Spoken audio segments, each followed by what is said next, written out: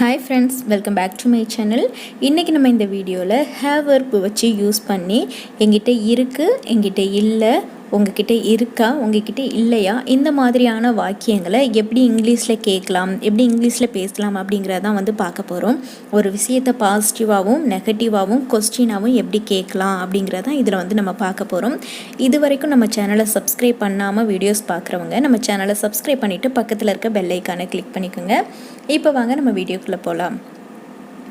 இன்றைக்கி நம்ம பார்க்க போகிற ஃபஸ்ட்டு சென்டென்ஸ், எனக்கு நிறைய நண்பர்கள் உள்ளனர். நம்ம சொல்லுவோம் இல்லையா, எனக்கு நிறைய ஃப்ரெண்ட்ஸ் இருக்காங்க அப்படின்னு நம்ம சொல்லுவோம்ல.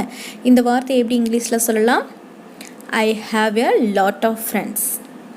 ஐ have a lot of friends அப்படின்னா எனக்கு நிறைய ஃப்ரெண்ட்ஸ் இருக்காங்க அப்படின்னு அர்த்தம்.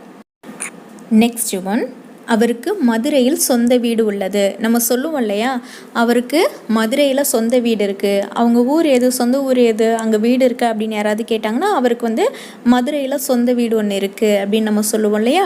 இந்த வார்த்தையை வந்து எப்படி இங்கிலீஷில் சொல்லலாம்? He has own house in Madurai. He has own house in Madurai அப்படின்னா அவருக்கு மதுரையில் சொந்த வீடு இருக்குது அப்படின்னு அர்த்தம். நெக்ஸ்ட் ஒன், அவளுக்கு காய்ச்சல் உள்ளது. நம்ம சொல்லுவோம் இல்லையா, எங்கே அவளை காணோம் அப்படின்னு கேட்டால் அவள் தூங்குறா, அவளுக்கு காய்ச்சலாக இருக்குது அப்படின்ற மாதிரி நம்ம சொல்லுவோம்ல. அவளுக்கு காய்ச்சல் உள்ளது. இந்த வார்த்தை எப்படி சொல்லலாம்? she has fever. she has fever அப்படின்னா அவளுக்கு காய்ச்சல் இருக்குது, இல்லைன்னா அவளுக்கு காய்ச்சல் உள்ளது அப்படின்னு அர்த்தம். நெக்ஸ்ட் ஒன், என்கிட்ட கொஞ்சம் பணம் இருக்குது. நம்ம சொல்லுவோம்ல, நான் கொஞ்சம் பணம் சேர்த்து வச்சுருக்கேன், என்கிட்ட கொஞ்சம் பணம் இருக்குது, அதில் நான் வந்து நகை வாங்கலான்ட்ருக்கேன், இல்லைனா ஒரு லேண்ட் வாங்கலான்ட்ருக்கேன், இல்லை ஒரு பிஸ்னஸ் பண்ணலான்ட்ருக்கேன் அப்படின்ற மாதிரி சொல்லுவோம் இல்லையா. என்கிட்ட கொஞ்சம் பணம் இருக்குது. இதை வந்து எப்படி இங்கிலீஷில் சொல்லலாம்? I have some money. I have some money. I have அப்படின்னா என்கிட்ட இருக்குது, சம் மனி அப்படின்னா கொஞ்சம் பணம். அப்போது என்கிட்ட கொஞ்சம் பணம் இருக்குது அப்படிங்கிறத ஐ ஹாவ் சம் மனி அப்படின்னு சொல்லணும். நெக்ஸ்ட் ஒன், என்னிடம் கொஞ்சம் பணம் இருந்தது. இது வந்து நம்ம பாஸ்டில் வந்து சொல்கிறோம். முன்னாடி என்கிட்ட கொஞ்சம் பணம் இருந்தது அப்படின்னா என்ன அர்த்தம்? இப்போ என்கிட்ட பணம் இல்லை. முதல்ல நம்ம சொன்னது என்கிட்ட கொஞ்சம் பணம் இருக்குது அப்படின்னு சொல்லியிருந்தோம். அது வந்து ப்ரெசண்ட்டாக நம்மக்கிட்ட இப்போ கொஞ்சம் பணம் இருக்குங்கிறது தான் ஐ ஹாவ் சம் மணின்னு சொல்லியிருந்தோம். இப்போ நம்ம சொல்கிறது என்கிட்ட கொஞ்சம் பணம் இருந்தது, ஆனால் இப்போ இல்லை, செலவாயிடுச்சு. ஓகேவா? அப்போ இதை வந்து நம்ம பாஸ்டில் சொல்கிறோம். இதை வந்து எப்படி இங்கிலீஷில் சொல்லலாம் அப்படின்னா I had some money. I had some money அப்படின்னா என்கிட்ட கொஞ்சம் பணம் இருந்தது அப்படின்னு அர்த்தம். நெக்ஸ்ட் ஒன், நேற்று இரவு அவளுக்கு காய்ச்சல் இருந்தது. நம்ம சொல்லுவோம்ல, அவள் நேற்று நைட்டு தூங்கவே இல்லை, அவளுக்கு செம காய்ச்சலாக இருந்தது, நேற்று நைட்டு அவளுக்கு ரொம்ப காய்ச்சலாக இருந்தது, அந்த மாதிரிலாம் சொல்லுவோம் இல்லையா. இதை வந்து எப்படி இங்கிலீஷில் சொல்லலாம்? she had fever last night. she had fever last night அப்படின்னா அவளுக்கு நேற்று காய்ச்சல் இருந்தது அப்படின்னு அர்த்தம். நெக்ஸ்ட் ஒன், அவரிடம் நிறைய பொது அறிவு புத்தகம் உள்ளன. நம்ம சொல்லுவோம்ல, அவர்கிட்ட நிறைய ஜிகே புக்ஸ் எல்லாம் இருக்குப்பா. ஏதாவது புக்ஸ் எல்லாம் நமக்கு ஏதாவது புக்ஸ் யாராவது நம்மக்கிட்ட வந்து கேட்டாங்கன்னா நம்ம சொல்லுவோம் அவர்கிட்ட நிறைய புக்ஸ் இருக்குது, ஜிகே புக்ஸ் இருக்குது, நீ வேணால் அங்கே போய் கேட்டுப்பாரு அப்படின்ற மாதிரி சொல்லுவோம் இல்லையா. அவர்கிட்ட நிறைய பொது அறிவு புத்தகம் உள்ளன. இதை வந்து எப்படி இங்கிலீஷில் சொல்லலாம்? he has a lot of GK books. she has a lot of GK books or general knowledge book அந்த மாதிரி சொல்லலாம். she has a lot of GK books அப்படின்னா அவர்கிட்ட நிறைய GK books வந்து இருக்குது அப்படின்னு அர்த்தம். நெக்ஸ்ட் ஒன், என்னிடம் பணம் இல்லை. யாராவது உங்ககிட்ட வந்து கொஞ்சம் உங்ககிட்ட பணம் இருக்கா, எனக்கு கொஞ்சம் தரீங்களா, நான் அப்புறமா திருப்பி தரேன், அந்த மாதிரி சொல்லுவோம் இல்லையா. இப்போ வந்து என்கிட்ட பணம் இல்லை அப்படின்னு நம்ம சொல்கிறோம். இதுக்கு முன்னாடி என்ன பார்த்தோன்னா என்கிட்ட பணம் இருக்குதுன்னு பார்த்தோம், அப்புறம் என்கிட்ட பணம் இருந்ததுன்னு பார்த்தோம். இப்போ வந்து நெகட்டிவாக சொல்கிறோம், என்கிட்ட பணம் எதுவும் இல்லை அப்படின்னு சொல்கிறோம். அப்போ இந்த வார்த்தையை வந்து எப்படி இங்கிலீஷில் சொல்லலாம் அப்படின்னா I don't have money. I don't have money அப்படின்னா என்கிட்ட பணம் இல்லை அப்படின்னு அர்த்தம். நெக்ஸ்ட் ஒன், என் குழந்தைக்கு இப்போது காய்ச்சல் இல்லை. நம்ம சொல்லுவோம்ல, நேற்று உன் குழந்தைக்கு ஃபீவராக இருந்ததே, இப்போ எப்படி இருக்குது அப்படின்னு கேட்டால் இல்லை, என் குழந்தைக்கு இப்போ வந்து காய்ச்சல் இல்லை, சரியாயிடுச்சு அப்படின்னு சொல்லுவோம்ல. இப்போ வந்து காய்ச்சல் இல்லை. ஸோ இதை வந்து எப்படி இங்கிலீஷில் சொல்லலாம்? My child doesn't have fever now. My child doesn't have fever now அப்படின்னா என் குழந்தைக்கு இப்போ காய்ச்சல் எதுவும் இல்லை அப்படின்னு அர்த்தம். நெக்ஸ்ட் ஒன், அவர்களுக்கு சொந்த வீடு இல்லை. அவர்களுக்கு சொந்த வீடு இல்லை, அவங்களுக்கு வந்து சொந்த வீடு எதுவும் இல்லை, அவங்க வந்து ரெண்டுக்கு தான் இருக்காங்க அப்படின்ற மாதிரி நம்ம சொல்லுவோம் இல்லையா. இந்த வார்த்தையை எப்படி இங்கிலீஷில் சொல்லலாம்? they don't have own house. they don't have own house அப்படின்னா அவங்களுக்கு சொந்த வீடு இல்லை அப்படின்னு அர்த்தம். நெக்ஸ்ட் ஒன், இதை தயார் செய்ய உங்களுக்கு நேரம் இருக்கிறதா? நம்ம சொல்லுவோம்ல, ஏதாவது இப்போ வந்து நைட்டு டின்னர் எதுவும் ரெடி பண்ணணும்னு வச்சுக்கோங்களேன், எங்கேயாவது இப்போ வெளியில் கிளம்பிகிட்ருக்கோம், அப்போ வீட்டில் வந்து கேட்பாங்களே இதை ரெடி பண்ணுறதுக்கு உனக்கு டைம் இருக்கா அப்படின்னு கேட்பாங்க இல்லையா. இதை ரெடி பண்ணுறதுக்கு உனக்கு டைம் இருக்கா, அதுதான் இதை வந்து தயார் செய்ய உங்களுக்கு நேரம் இருக்கா அப்படின்றத வந்து எப்படி இங்கிலீஷில் கேட்கலாம் அப்படின்னா, do you have time to prepare this?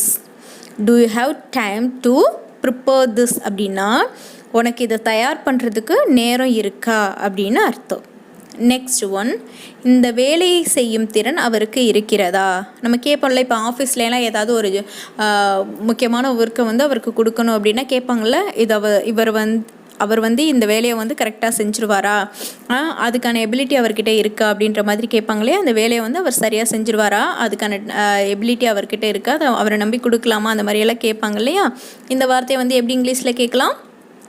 Does he have a ability to do this work? Does he have a ability to do this work அப்படின்னா இந்த வேலையை செய்கிற திறன் அவருக்கு இருக்கிறதா அப்படின்னு அர்த்தம். நெக்ஸ்ட் ஒன், உங்ககிட்ட சிவப்பு புடவை இருக்கா? நம்ம கேட்போம் இல்லையா, நாளைக்கு வந்து ஒரே மாதிரி சாரீ கட்டிட்டு வரலாம், உங்ககிட்ட ரெட் கலரில் சாரீ இருக்கா, அந்த மாதிரி நம்ம ஃப்ரெண்டுக்கிட்ட எல்லாம் கேட்போம் இல்லையா, உங்ககிட்ட ரெட் கலரில் சாரீ இருக்கா. இதை வந்து எப்படி இங்கிலீஷில் கேட்கலாம்? do you have a red saree? do you have red saree அப்படின்னா உங்ககிட்ட ரெட் கலரில் சாரீ இருக்கா அப்படின்னு அர்த்தம். நெக்ஸ்ட் ஒன், நேற்று அவனுக்கு ஆன்லைன் வகுப்பு இருந்ததா? நம்ம கேட்போம்ல, நேற்று அவனுக்கு ஆன்லைன் கிளாஸ் இருந்ததா அப்படின்னு கேட்போம் இல்லையா. நேற்று அவனுக்கு ஆன்லைன் கிளாஸ் இருந்ததா, இதை வந்து எப்படி இங்கிலீஷில் கேட்கலாம்? did he have online class yesterday? did he have online class yesterday அப்படின்னா நேற்று அவனுக்கு ஆன்லைன் கிளாஸ் இருந்ததா அப்படின்னு அர்த்தம். நெக்ஸ்ட் ஒன், அவர்களிடம் பணம் இல்லையா? இப்போ வந்து கொஸ்டினே வந்து நம்ம நெகட்டிவாக கேட்குறோம். ஃபஸ்ட்டு வந்து நம்ம ஒரு விஷயம் இருக்குது அப்படின்னு பார்த்தோம், அதுக்கப்புறம் என்கிட்ட இல்லை அப்படிங்கிற மாதிரி சொன்னோம், அதுக்கப்புறம் கொஸ்டினாக நம்ம கேட்டோம், உங்ககிட்ட இருக்கா, அவர்கிட்ட இருக்கா, அந்த மாதிரி கேட்டோம். இப்போ அவர்கிட்ட இல்லையா, உங்ககிட்ட இல்லையா, அந்த மாதிரி கொஸ்டினே நம்ம நெகட்டிவாக கேட்குறோம். அப்போ அவங்கக்கிட்ட பணம் இல்லையா அப்படிங்கிறத இங்கிலீஷில் don't they have money? don't they have money அப்படின்னா அவங்கக்கிட்ட பணம் இல்லையா அப்படின்னு அர்த்தம். நெக்ஸ்ட் ஒன், உனக்கு கூட பிறந்தவங்க யாரும் இல்லையா? நம்மக்கிட்ட கேட்பாங்க இல்லையா, நீ வீட்டுக்கு ஒத்த பிள்ளையா, உன் கூட பிறந்தவங்க யாரும் இல்லையா, அந்த மாதிரியெல்லாம் கேட்பாங்க இல்லையா. இதை வந்து எப்படி இங்கிலீஷில் கேட்கலாம்? don't you have siblings? don't you have siblings அப்படின்னா உன் கூட பிறந்தவங்க யாரும் இல்லையா அப்படின்னு அர்த்தம். நெக்ஸ்ட் ஒன், அவர்கிட்ட ஸ்மார்ட் ஃபோன் இல்லையா? நம்ம கேட்போம்ல, அவர்கிட்ட ஸ்மார்ட் ஃபோன் இல்லையா, இன்னுமா பட்டன் ஃபோன் யூஸ் பண்ணுறாரு, அவர்கிட்ட ஸ்மார்ட் ஃபோன் இல்லையா, அந்த மாதிரி நம்ம கேட்போம் இல்லையா. இதை வந்து எப்படி இங்கிலீஷில் கேட்கலாம்? doesn't he have smart phone? doesn't he have smart phone அப்படின்னா அவர்கிட்ட ஸ்மார்ட் ஃபோன் இல்லையா அப்படின்னு அர்த்தம். நெக்ஸ்ட் ஒன், உங்ககிட்ட பைக் இல்லையா? உங்ககிட்ட பைக் இல்லையா, இதை எப்படி இங்கிலீஷில் கேட்கலாம்? don't you have bike? don't you have bike அப்படின்னா உங்ககிட்ட பைக் இல்லையா அப்படின்னு அர்த்தம். நெக்ஸ்ட் ஒன், அவளுக்கு நெருங்கிய நண்பர்கள் இல்லையா? நம்ம கேட்போம் இல்லையா, அவள் ஏன் எப்போதுமே தனியாகவே இருக்கா, அவருக்கு யாரும் வந்து ஃப்ரெண்ட்ஸ் யாரும் இல்லையா, அவளுக்கு க்ளோஸ் ஃப்ரெண்ட்ஸ் யாருமே இல்லையா அப்படின்ற மாதிரி கேட்போம் இல்லையா. அவள் எப்போதுமே தனியாகவே இருக்காளே, அவளுக்கு க்ளோஸ் ஃப்ரெண்ட்ஸ் யாருமே இல்லையா அப்படின்னு நம்ம கேட்போம்ல. இந்த வார்த்தை எப்படி இங்கிலீஷில் கேட்கலாம்? doesn't she have close friends? doesn't she have close friends அப்படின்னா அவளுக்கு நெருங்கிய நண்பர்கள் யாருமே இல்லையா அப்படின்னு அர்த்தம்.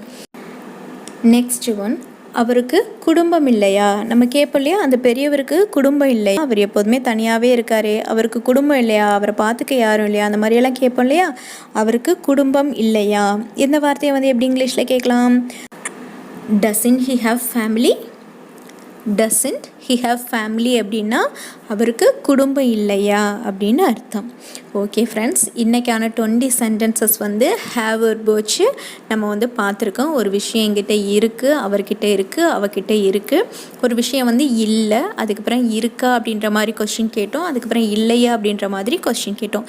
இது எல்லாமே நம்ம டே டு டே லைஃப்பில் யூஸ் பண்ணக்கூடிய வார்த்தைகள் தான். இது எல்லாத்தையுமே நீங்கள் வந்து இனிமேல் தமிழ் வார்த்தைகளுக்கு பதிலாக இங்கிலீஷில் வந்து பேசி ப்ராக்டிஸ் பண்ணி பாருங்கள். கண்டிப்பாக உங்களாலையும் வந்து ஃப்ளூயண்ட்டாக இங்கிலீஷ் வந்து பேச முடியும். இப்போ நம்மளோட ஹோம்ஒர்க்குக்கான டைம். நான் இங்கே வந்து ஒரு 5 தமிழ் சென்டென்சஸ் கொடுக்குறேன். அதை அப்படியே வந்து நீங்கள் இங்கிலீஷில் கன்வெர்ட் பண்ணி கமெண்ட் பாக்ஸில் பிங்க் பண்ணுங்கள். இன்றைக்கி நம்ம பார்க்க போகிற ஃபஸ்ட்டு வார்த்தை, அவனுக்கு நிறைய நண்பர்கள் உள்ளனர். செகண்ட் ஒன், அவனுக்கு காய்ச்சல் உள்ளது. தேர்ட் ஒன், அவளிடம் கொஞ்சம் பணம் இருக்கிறது. ஃபோர்த் ஒன், அவருக்கு உறவினர்கள் யாரும் இல்லையா. ஃபிஃப்த் ஒன், உன்னிடம் மஞ்சள் கலர் சட்டை இருக்கிறதா. இந்த வீடியோ உங்களுக்கு பிடிச்சிருக்குன்னு நினைக்கிறேன், ஹெல்ப்ஃபுல்லாக இருக்குன்னு நினைக்கிறேன். யாருக்கெல்லாம் இங்கிலீஷ் கற்றுக்கணுன்னு ஆசையாக இருக்கோ, யாருக்கெல்லாம் இங்கிலீஷ் வந்து தெரியாதோ அவங்களுக்கெல்லாம் இந்த வீடியோவை ஷேர் பண்ணுங்கள். நம்ம சேனல் உங்களுக்கு பிடிச்சிருந்ததுன்னா நம்ம சேனலை சப்ஸ்கிரைப் பண்ணுங்கள். தேங்க்யூ ஃபார் வாட்சிங்.